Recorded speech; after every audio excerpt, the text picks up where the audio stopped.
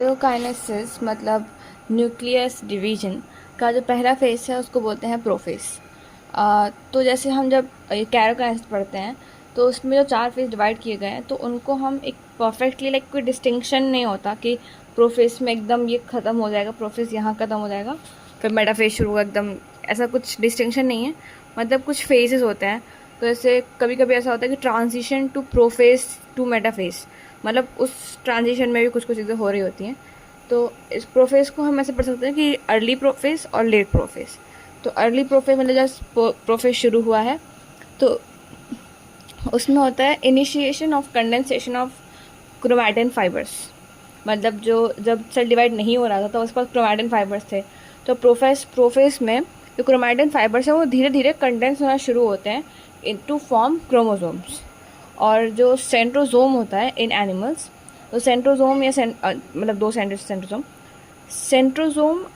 Begins to move to opposite poles. तो ये early profess का हो गया। फिर जब धीरे धीरे प्रोफेस आगे बढ़ता है तो लेट प्रोफेस में जो सेंट्रियोल्स हैं, सेंट्रोजोम हैं, दोनों साइड वो ऑपोजिट पोल्स पे पहुंच चुके होते हैं।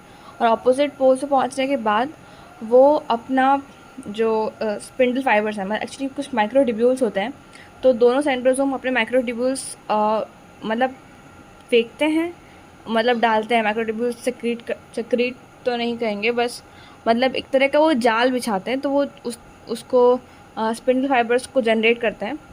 तो दोनों माइक्रोट्यूब्यूल्स जनरेट करते हैं जिनको बोलते हैं एस्टर्स। अब वो दोनों एस्टर्स मिलके एक माइटोटिक अपैरेटस बनाते हैं जिसको बोलते हैं स्पिंडल फाइबर्स।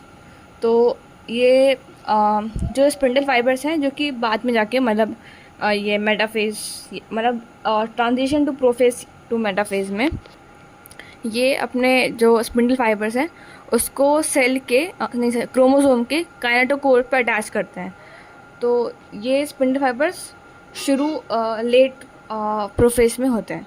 और जब तक ये लेट प्रोफेज तक जितने भी सेल ऑर्गेनल्स हैं दूसरे वाले, जैसे गोल की बॉडीज़ हो गई या ये एंडोप्लाज्मिक रेटिकुलम वो सब हो गया, वो सब तरह डिसअपियर कर चुके होते हैं। और जो न्यूक्लियस की जो मेम्ब्रेन है, न्यूक्लियर मेम्ब्रेन, वो भी डिसइंटीग्रेट हो जाती है फॉर लाइक अच्छे से डिवीजन हो पाए चार जेनेटिक मटेरियल का।